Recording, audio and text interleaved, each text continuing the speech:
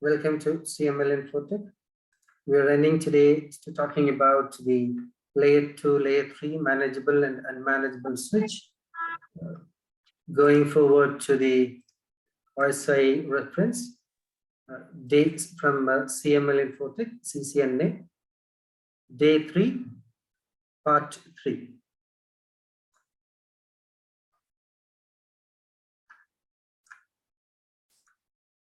Okay, so how we can address about the layer 2 switch and layer 3 switch. As an example, if I'm talking about the extreme switch, extreme networks, let's say I'm giving you extreme switch 3000, then hope you can see my screen. I'm typing here extreme switch 3000 datasheet. Then here you can see this extreme networks. Same way I'm going to give Cisco 9300 datasheet. So here you can see that the switch start from 3000 series, enterprise routing switch 3000 ERS model from extreme networks, then documentation. Okay, then here you can see switch series,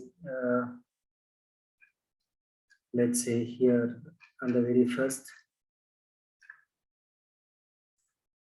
documentation, then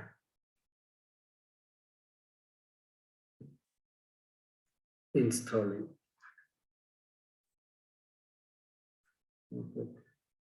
Hello. The same time I have given for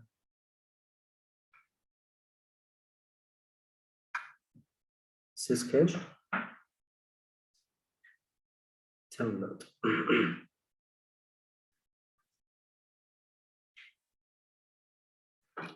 So this is, you can refer as a PDF, or you can directly find whether it's a layer 2 or layer 3.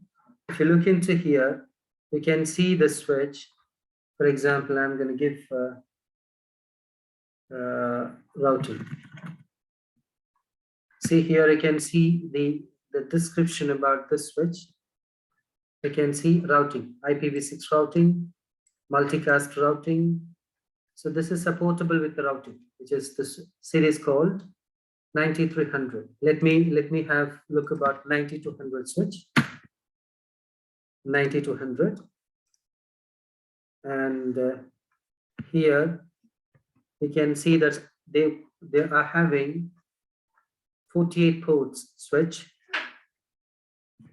Then there's a features, and here you can see that switch models. Let me have a look on that routing. Here also it mentioned about IPv4 routing capacity. Let me have let's say 2950. So you can see that Cisco Catalyst 2950 series switch.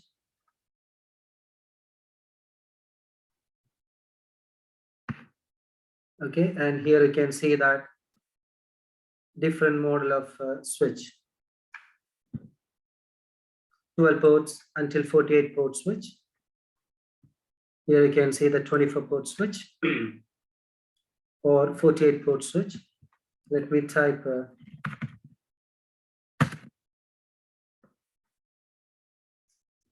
here it mentioned that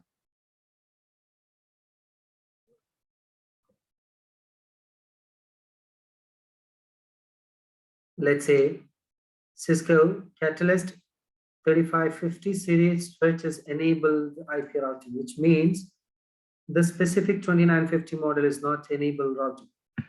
Okay, so we can easily identify by having from the data sheet.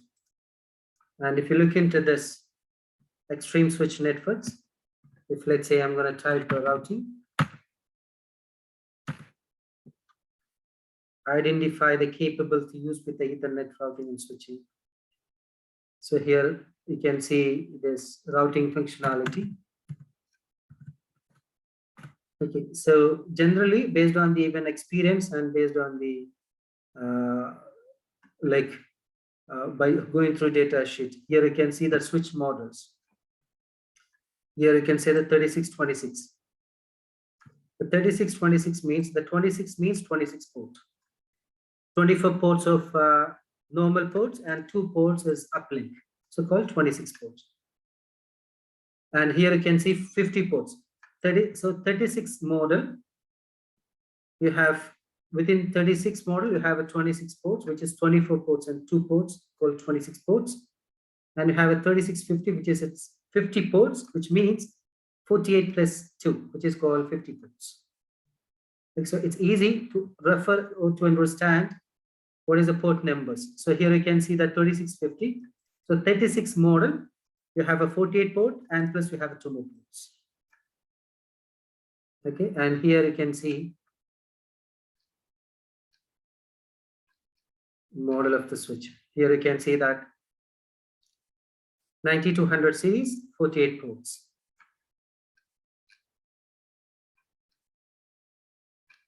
Okay, here you can see this model. We can see that 48, we can start from here. We can see that C9200 series switch, we have 24 ports. And you have 24 ports P. P means PoE plus for automatic power from the port itself. Then you can also see that different variation of the ports, like including uplink. Okay, so what we are trying to convince here, when you talk about a switch, you need to refer a data sheet of every switch and to see what is the capacity or capability of the specific switch on a different vendor, different model. And in every switch, if it is a manageable switch, you can manage it. Why do you want it to manage it? Like, in reality, one switch will have multiple services. What I mean by multiple services, you have to connect computers. Okay, you have to connect access points for the Wi-Fi. You have to connect access control system. You have to connect, what else you need to connect? You need to connect, tell me some examples, what you need to connect. You need to connect IP phones.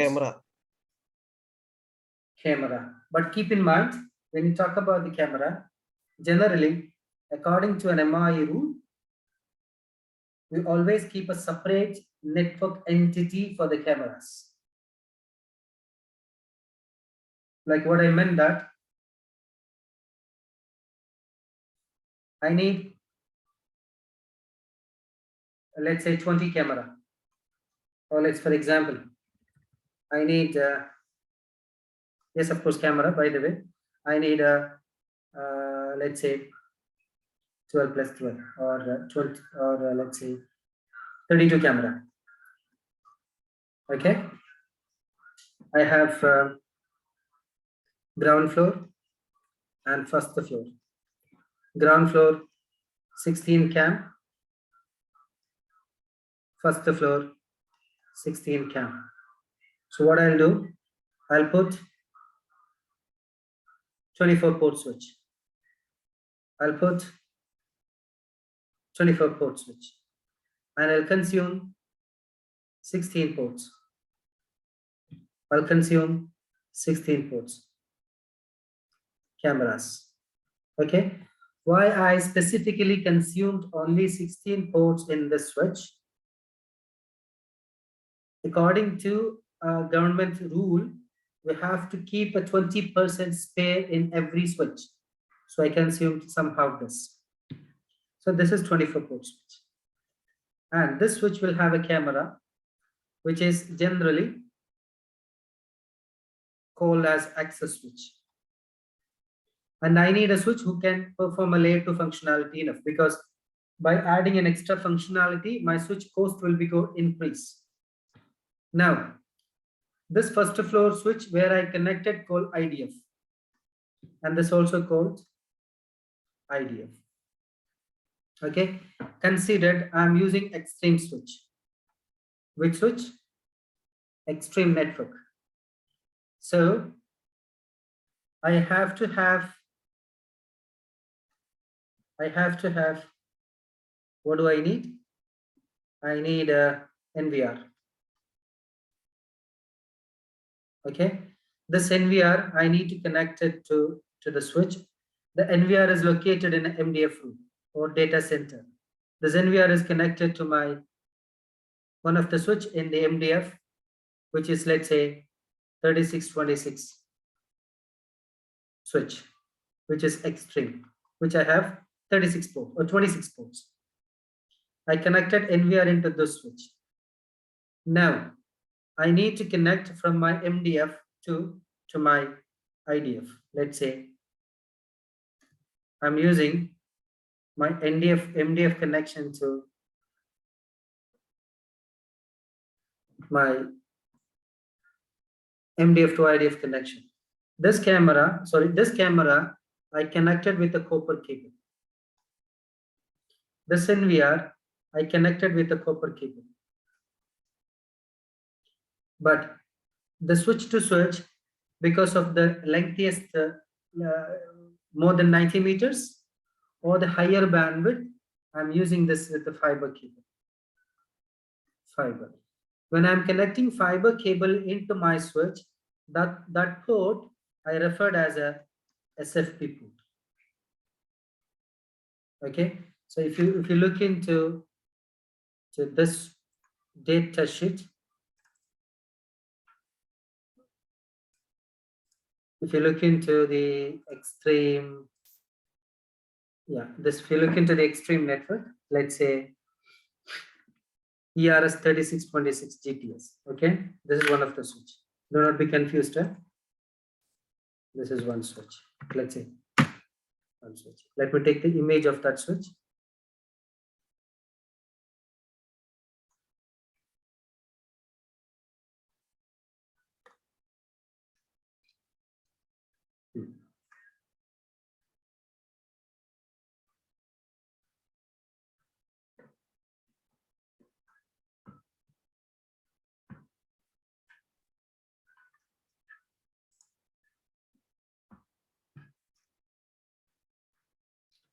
Yeah, we will take the switch.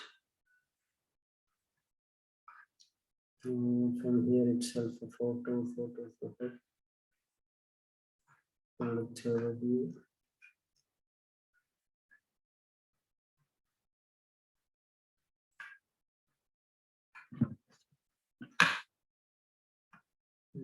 Okay. Can you see the switch? Here you can see starting from 1 to 24 ports. Okay, then you can see 2 more ports, which is the uplink, or call it as a SFP fiber port. This port is higher speed than this, so the switch is referred as 3626 port. So 26 port means 1 to 24 plus these 2 24 ports, and you can see an additional port on the last corner with the RJ45 shape, which is for console port for configuring the switch. And if I come down,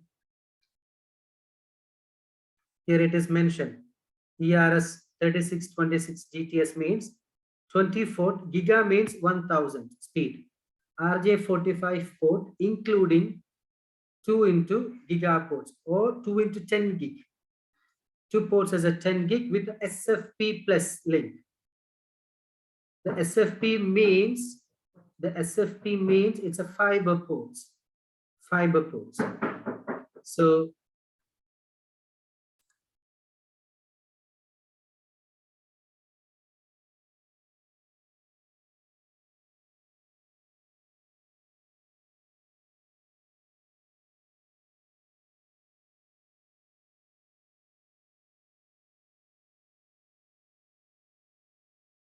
the fiber ports means the 2 ports, which is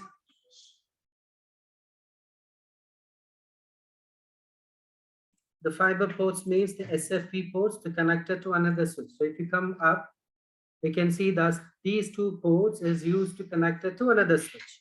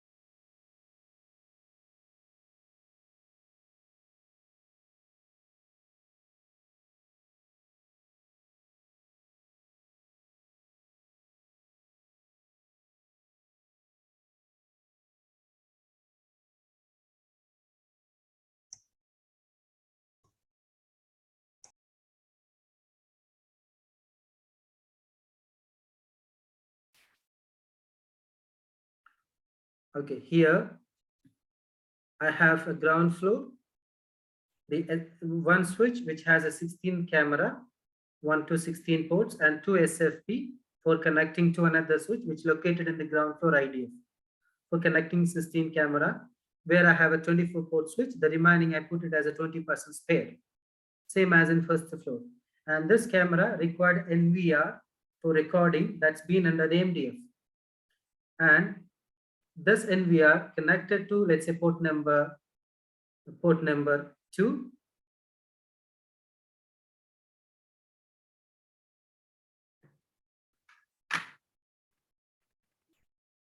Give me 5 seconds, please.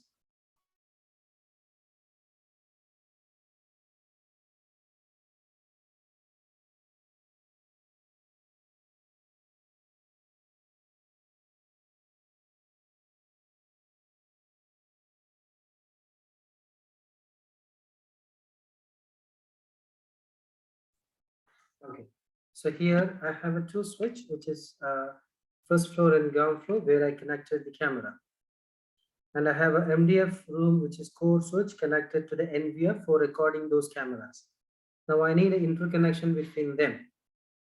So even you can use access switch as a routable switch, but you don't need to enable the routing. Let's say I purchased all 3626 switch. I purchased a 3 into 3626 model switch. One I connected into the MDF and 2 connected into the ground floor and first floor. And in the the MDF switch, I've been enabled the routing for communicating different network.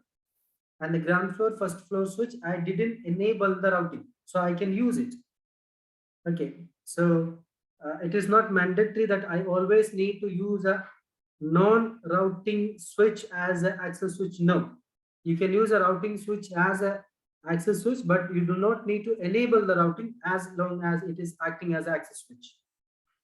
Now here I need to interconnect between them. There I set the SFP for connecting them via fiber connection. Let's say I have a 2 SFP ports because this switch is called 3626. 36 is the model number, 26 means 26 ports. Out of 26 until 24 is my copper port, and 25, 26 my fiber port. So I'm using the SFP connecting to my this switch, and the second SFP I'm connecting to the ground floor switch.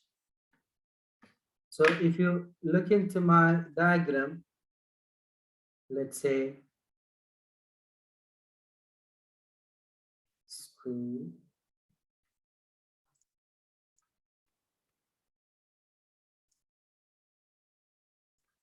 Here you can see So this is, you can see a code called, this is called SFP. Okay, Sfp module. The Sfp even coming from different vendor. When you're having an extreme switch, you need to use an extreme vendor SFP. It's a vendor based SFP. And you look into the second diagram. Here you can see in that SFP, I connected one fiber cable, and the other side will be connected to other switch. So this is the fiber cable with the SFP. And this is the way that you are adding and removing the SFP from the switch. Because I connected the SFP into that switch. You can see two SFPs being connected to that switch.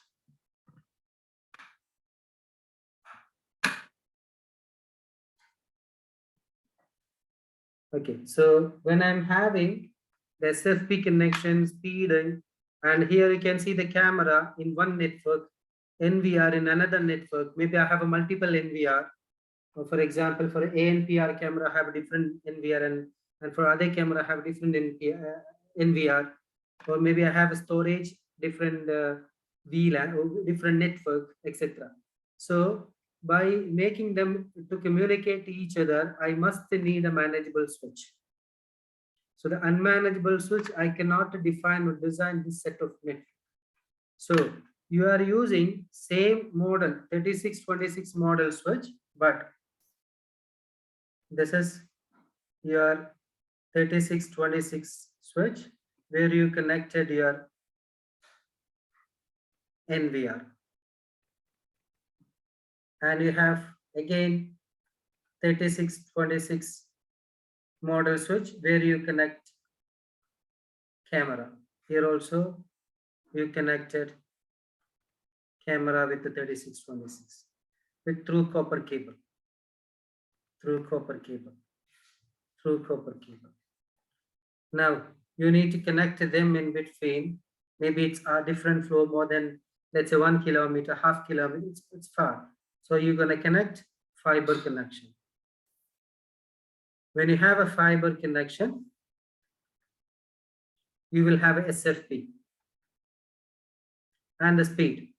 Mostly all the SFP or fiber connections are 10 GB.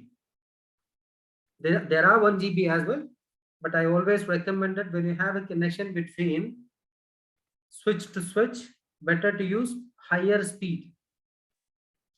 Then there is another concept called SR and LR, short range and long range.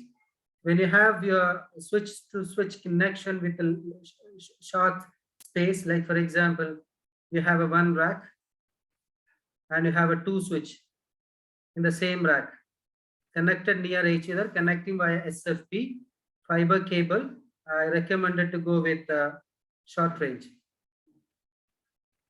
Or you have a one rack here and another rack, let's say far away, another floor, another building, and you need to pull the cable through to the another rack and another switch. I recommended to go with LR, long range. So when you have a short range, the cable called multi-mode, and when you have a long range, you have a cable called single mode. Okay, we have a detailed deep session about multi-mode and single mode in this area, but I just added while talking to the sessions. Any doubts? So by reaching to this area, we were discussed about TCP and the UDP. Then we have added about transport layer. Then we talked about the packet with the Wireshark or the layer 3. The layer 3 address layer protocol device functions and the PDU. Let's say layer Layer 4, the TCP, no device. Layer 3, IP, router or layer 3 switch, function called routing, PDU called packet. Layer 2 called MAC address, layer 2 switch and switching frame. The layer 3 switch act as a layer 2 switch. I can do layer 3 switch with a layer 2 function, but layer 2 switch cannot act as a layer 3. It's always layer 2 switch. Okay. Don't worry, you will have a clear-cut idea when we start the lab, but you need to understand about the layer 2 and the layer 3 and the switching and routing. So I'm simplifying the stuff. The network means sending data from one network to the same network called networking, also called as a switching. The switching is done by the switch, which is in the layer 2. Sending data from one network to another network called routing. Routing is performed via router, which is in layer 3. Also, the multi-layer switch can perform routing. Any doubt? So hope you understand the session today. The summary of the session today to talk about layer 2 and layer 3 switchings and the networks. Okay, we'll see you on the next session. Kindly perform the homework as discussed, inshallah. Thank you and have a good day.